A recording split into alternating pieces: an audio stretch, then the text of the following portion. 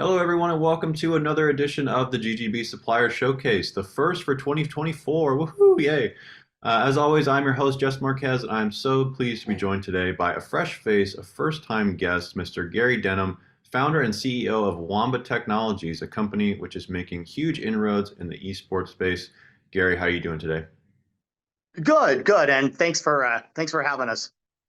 Of course, we always like to talk to new faces on the show and kind of get a sense of what's going on around the industry. And admittedly, the esports space is not, the biggest thing that we focus on. So it's nice to have some real innovators here to talk with us today. I want to get started. You guys talking, speaking about innovations. I understand that you guys were just recently granted a pretty substantial patent in the esports space. Can you kind of explain, what it is and kind of what it pertains to? Yeah, absolutely. First, before getting into the patent, when people use the term esports, there's a lot of confusion surrounding this. So I want to kind of clarify what we're talking about here. Uh, when we say esports, we're talking about where video game players compete against each other to earn money. That's esports. So these Call of Duty tournaments are a great example. Uh, Everything from that all the way down to people playing cornhole against each other on their mobile devices. So, um, the patent, what we patented is we patented essentially in lay terms, programming skill-based, physics-based video games. That's going to be your action games, running games, shooting games, racing games, fighting games, that kind of thing. But programming them with the capability where players can pay an entry fee over the internet, compete against each other, and get automatic payouts based on how well they did. So basically, it's online video game tournaments, and in the United States, for lack of a better description, we kind of own a good chunk of that space. Interesting. So, what exactly, the systems that you guys were patenting, what exactly does that encompass, or kind of what are some of the nuts and bolts there when you say that, with the, when you say you own online esports, kind of what exactly do you mean by that? Well, just simply put, that's what we patented. We patented, I mean, when you look at racing games, shooting games, sports games, fighting games, that encompasses a very large portion of the competitive video gaming industry. Most video games that are presently in modern day being used for competitions fall into those categories. So the patent applies to, we can program, like I said, we can program sports games, shooting games, fighting games, racing games, and we have exclusive rights where that's concerned due to the patent. So Interesting. And it's interesting that that's a recent development because the esports space has become increasingly competitive. It's I see new stuff basically come across my desk. Seems like every day. Kind of how are you guys positioning yourself to kind of differentiate yourselves in that space, and kind of how is your offering different from what's already out there? yeah, so well, most of what's out there, if you go look around, you've got websites like UMG Gaming, Gamers Saloon, stuff like this, but they all kind of have the same thing in common. They're not actually connected to the games. So you go there to compete, you create an account, put money into the account, and find a tournament that you want to compete in, maybe say a Call of Duty or a Fortnite tournament. You hit enter, the site holds your money, but that's about where the involvement of the site ends.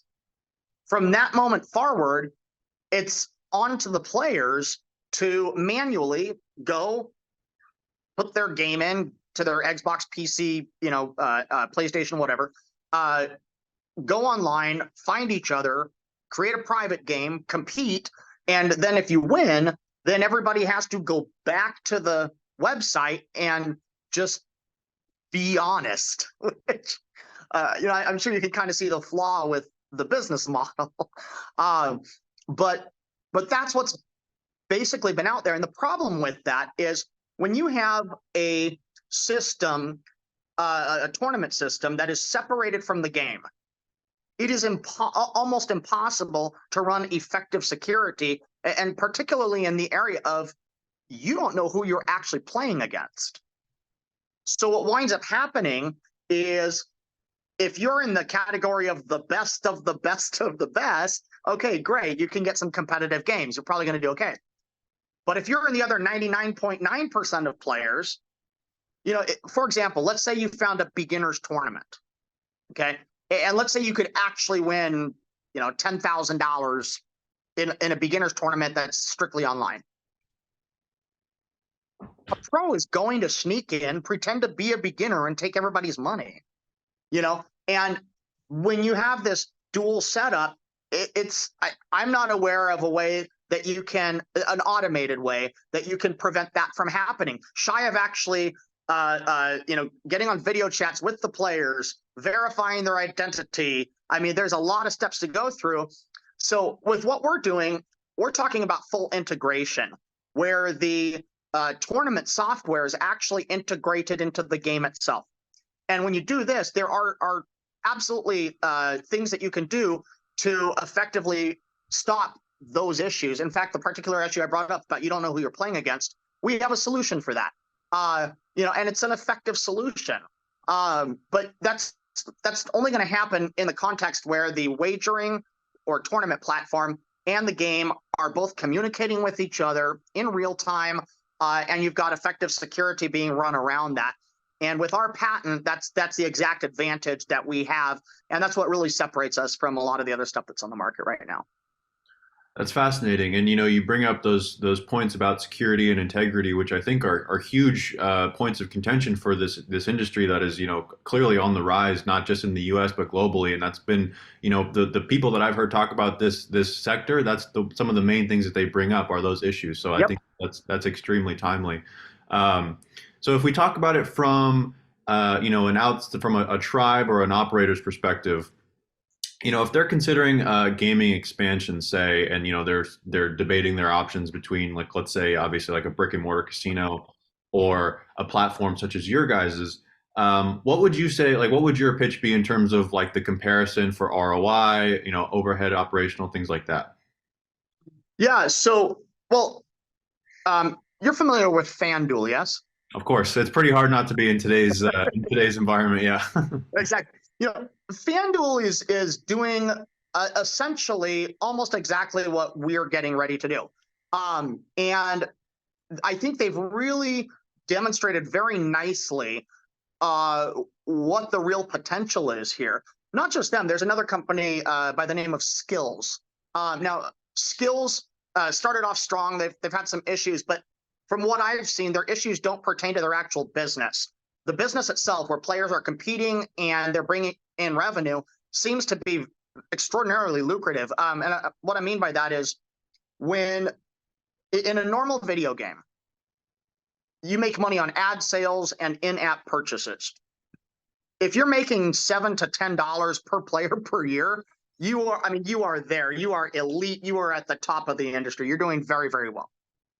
Skills is making almost $70 per player per year by offering these types of tournaments. And to be blunt, there are some things that we would do differently than what they're doing that, based on what I've seen in other comparable industries, would raise that figure into the more like $400 to $500 per year range.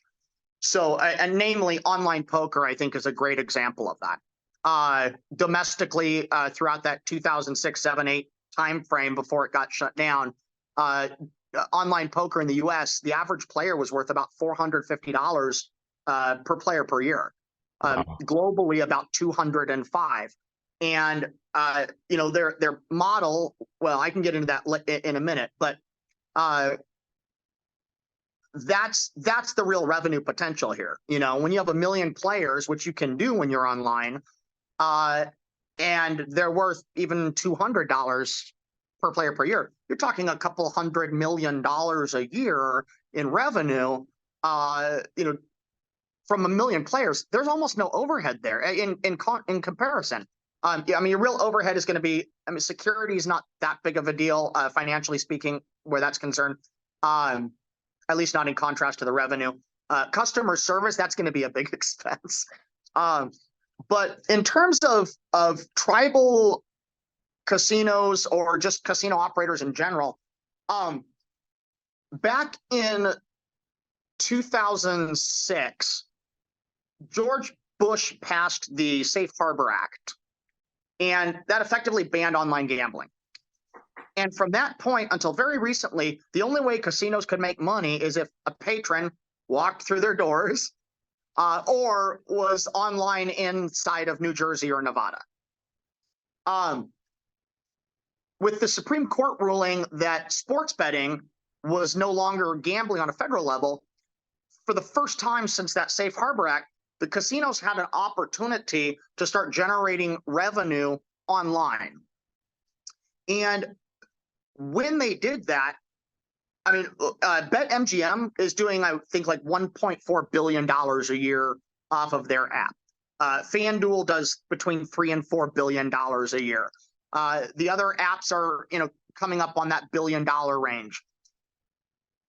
But that's the only product that they can offer. They can't offer slot machines, blackjack, dice, any of that. So when FanDuel started demonstrating, oh no, there's this other revenue stream with these video games that's purely skill-based, it's got all the benefits of a casino-style game, all the lucrativity, all the profitability, none of the restrictions. It's absolutely phenomenal. Think of it like this. Think online poker, but instead of cards, you're playing skill-based video games where there is no chance involved. The players compete against each other. The casino takes a rake. We recommend the poker model. Add 10% to the buy-in. If it's a $100 buy-in, there's a $10 fee to the player. Players don't care about paying it. The casino makes a bloody fortune off of it. I mean, that's the business model. Well, it's interesting, to somebody such as myself, listening to, how you guys are planning this out, because, as somebody who spent literally years and hours and days, playing these games, growing up, and, now seeing the opportunity that lies there, it's really fascinating, especially from a business perspective. Yeah. Take us through, so if you could kind of walk us through the average, and kind of building off of that, kind of take us through the average player's experience, and also kind of how the house makes its money, as you've alluded to a couple times. Yeah, absolutely. So basically, I'm a player. I go to whatever casino app, assuming it's a casino offering this. I go to whatever casino app. Let's hypothetically say MGM. Okay. So I go to MGM. Or BetMGM rather, and there would be a list of available games. They might have cornhole, golf, tennis, all mobile games. I pick one, I download it, and as soon as it opens up, right there on the game menu is the option to compete for fun or for a buy-in. So I go ahead and enter in. I've, of course, created an account, put money in the account. But aside from that, let's say I find a tournament and there's 30 people for the tournament. It's a sit and go, 32 people sit and go. So I go ahead and pay my $10 entry fee, and I'm instantly waiting. Once all the seats are filled up, tournament starts. I play against one other player. Whoever wins advances to the next round. Whoever wins advances to the next round until it's down to the last two, and then they compete and they win. By doing it this way, you wind up getting your first, second, third, fourth, fifth, sixth, seventh, eighth place and on forward. So we would ideally pay out to around 30 or 35% of the entries. So on 30 players, we'll probably pay 10 deep. 10th guy gets his money back. First place gets the biggest portion of the winnings. But that's the player's experience. Very similar to online poker in that regards. As far as, again, how the house makes their money, when I bought in for that $10 on my screen, it actually said $10 plus $1. That $1 went to the house. The $10 went towards the pot. And if I finish in that final place, 10th place, where I just get my money back, I get the full $11 back. It's not just my $10. I get my $11 back. but it only comes out of the winnings, not the not the house's portion. So when you look at it like that, again, you pick up. This is so beautiful about online. You pick up 1 million players, which in the U.S. you can do that. Have these players worth $300-400 per player per year, $500 per player per year. You've got a multi-billion-dollar valued operation at that point, and you haven't even scratched the surface. I mean, we're estimating in the U.S. there's probably around 65 million people just in the United States that would be participating in these types of activities. That's fascinating. And, something, at least the first thing that comes to my mind, or probably most of the people's mind listening to this, is like anytime you have something new and exciting in gaming, I think one of the first questions or one of the first places that your mind goes is like the regulatory / legality of things. Could you kind of talk about that and also like how that works?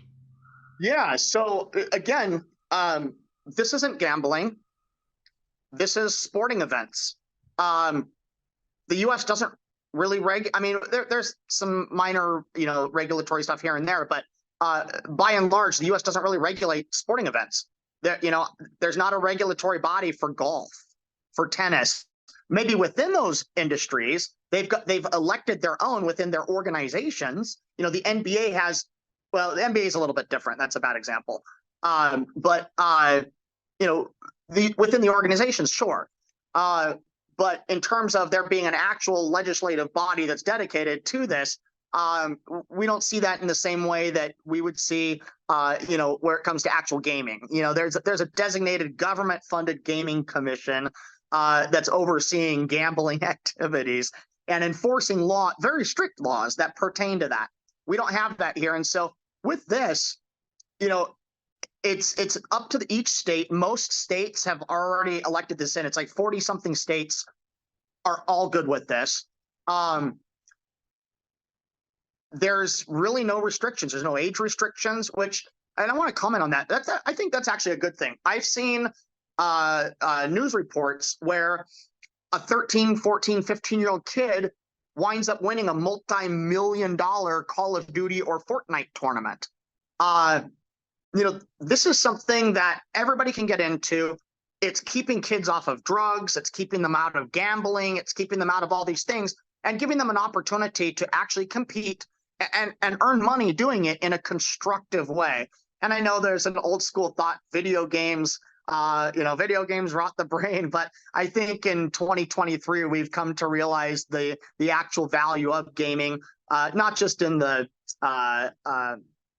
recreational sector, but also the application to so many tech-based industries that we have today. So.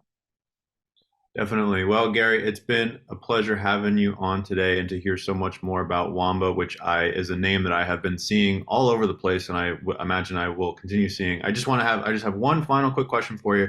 What are you most looking forward to for the rest of this year? And let's say if we come back at this point next year, what are some of your hopes for Wamba Technologies? So I would say my hopes for this year. I mean, we're in the process of getting everything set up right now. It's going to be a road to get everything completed. But as soon as everything is completed and up and running, that's what I'm looking forward to. So we're well on our way there, and we're teaming up with a lot of different parties at this exact moment. So I'm very excited about those prospects and the implications they got for our company and for the industry as a whole. Awesome. Well, Gary, thank you so much again for joining me today. Best of luck to you and Wamba moving forward. I'll definitely be keeping an eye out. Thank you.